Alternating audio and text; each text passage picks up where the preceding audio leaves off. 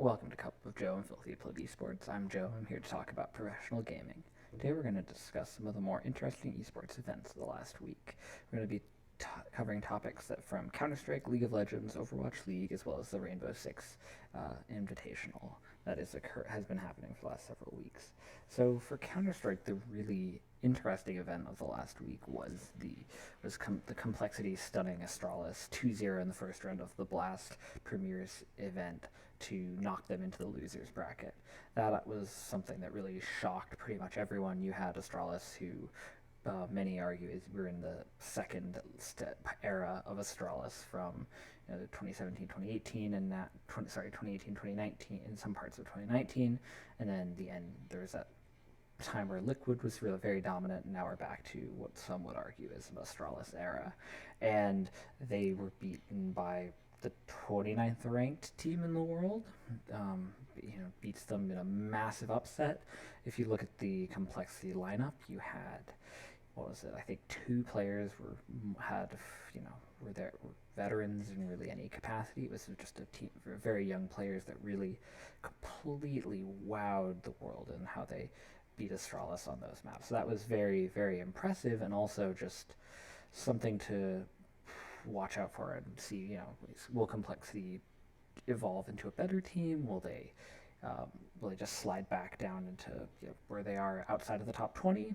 Will it hurt Astralis? I don't really think that will be the case. They have had their adaptability when it comes to tactics really lends them to continue to maintain their dominance, but it was a surprise nonetheless and really shocked all those who really watch the CSGO competitively.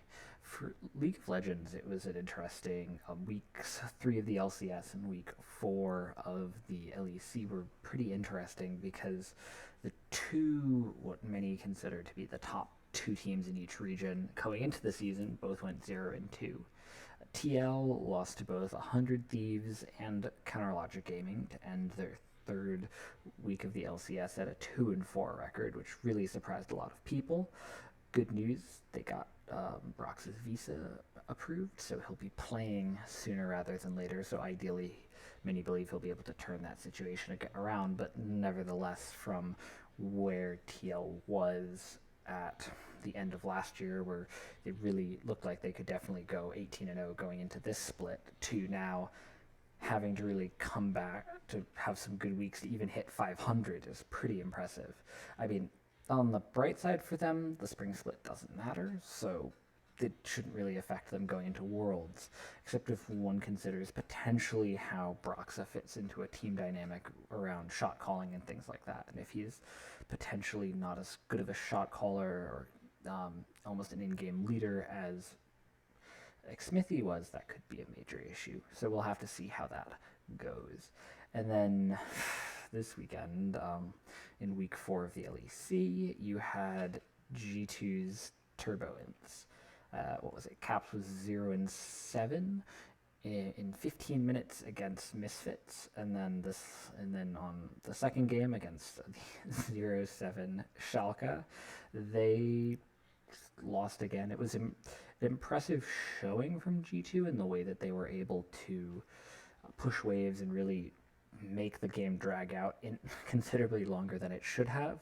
The decisiveness of G2's teleportation play and their just audacity to push the waves and just continue to apply pressure even in situations where they really should not have been was impressive, and one of those things that I thought really shows why they are a top tier team. However, them losing 2 games consecutively is one of those things where it does not inspire confidence, and one could argue that they definitely have much less of an excuse than a team like TL, who's not playing with their regular 5. So it's going to be interesting to see where both of those teams go to. My favorite part of the G2's losses was their coach Grabs tweeted something along the lines of, how whenever Bayern Munich loses one game, they come back and completely stomp the next team they play. Oh, good luck today, Schalke. And then Schalke beat them. They had around 22 kills or something absurd like that. So, I mean, I would argue G2 has said that they're the KDA killers, and I would definitely agree with that. But they're killing their own KDAs at this point. So I'll have to see what happens in week 5 of the LEC to them.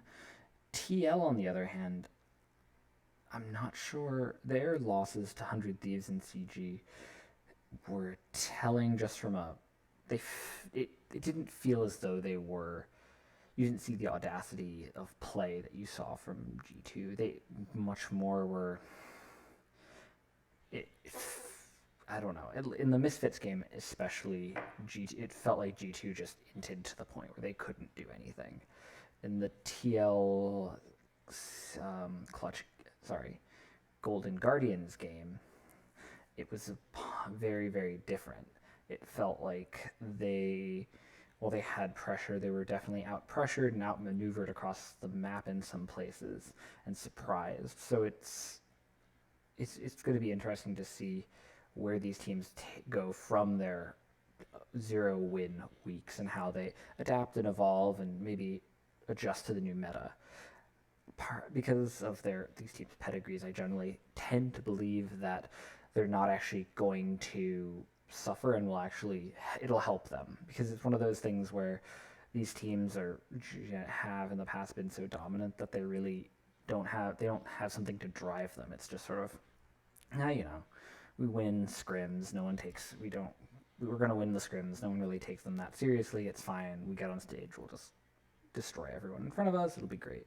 But these losses hopefully will give them the impetus to move forward and potentially get some more wins under their belts.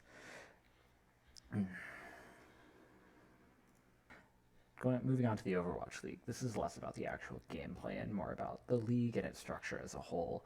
They drew some more fire recently due to some comments made by the head of one of the heads of the league, who said something to the extent of that the talent that they had there in the current broadcasting desk was the only people that lived and breathed Overwatch, and this drew ire from a lot of the former casters who left in the off season due to some issues regarding creativity and where the direction that the league was going, as well as some have said pay as well, that the league was trying to cut down the price that they were paying for their contracts.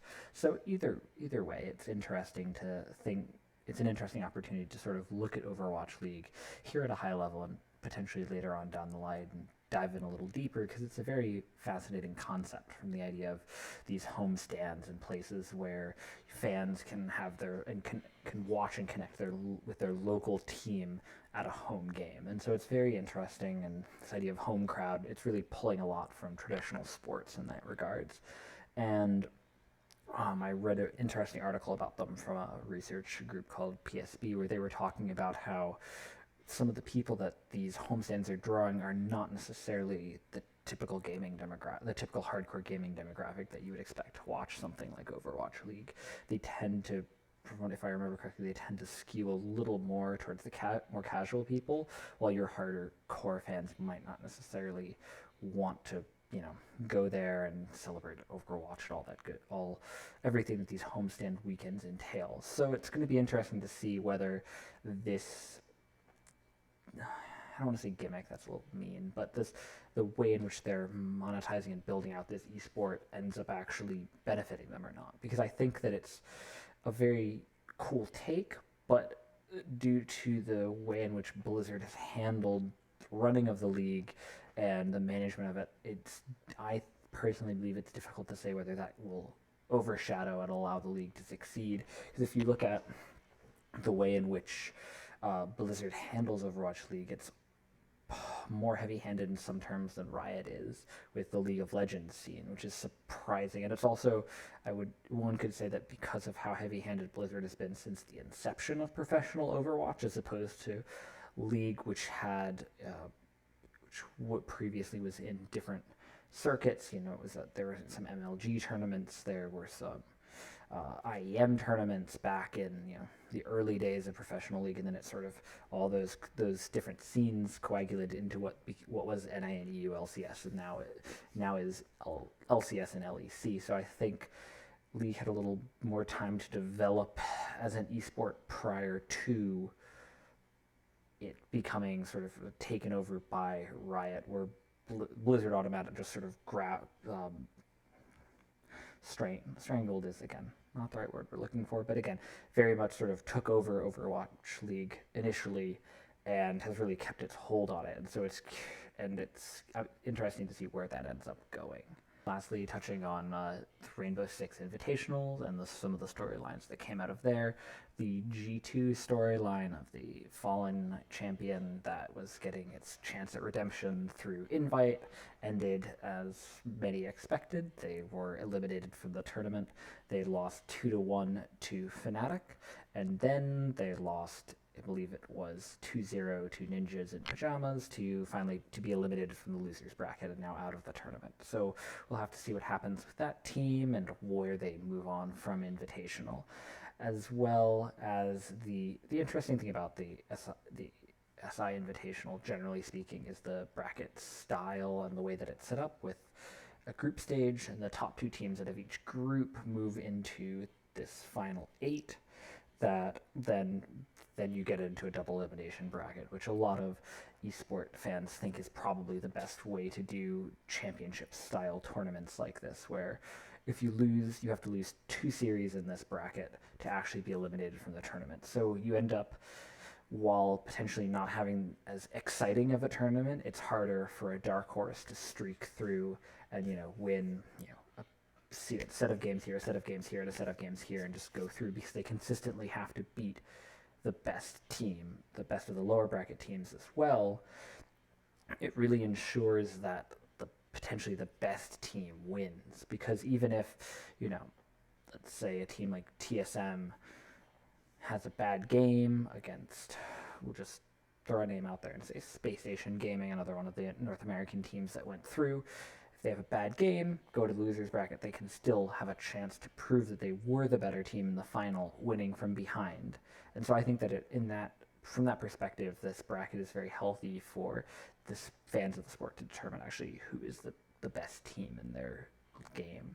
One of the interesting storylines actually from SI is that this is one of the first times in that Rainbow Six Siege history as an esport that a North American team might actually be able to win the tournament. You have, or at least in recent memory, you have 3 North American teams.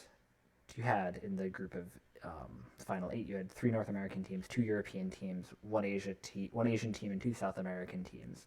So it's interesting from that perspective that while the main storyline that people had going through this invite of G2 is now over and they can go back to playing Dota, now you have this idea of, will North America get this championship, or will one of the, I guess, there's one European team left from one of the European teams left will win, or if they will actually, the odds are in their favor, as they would say in the Hunger Games.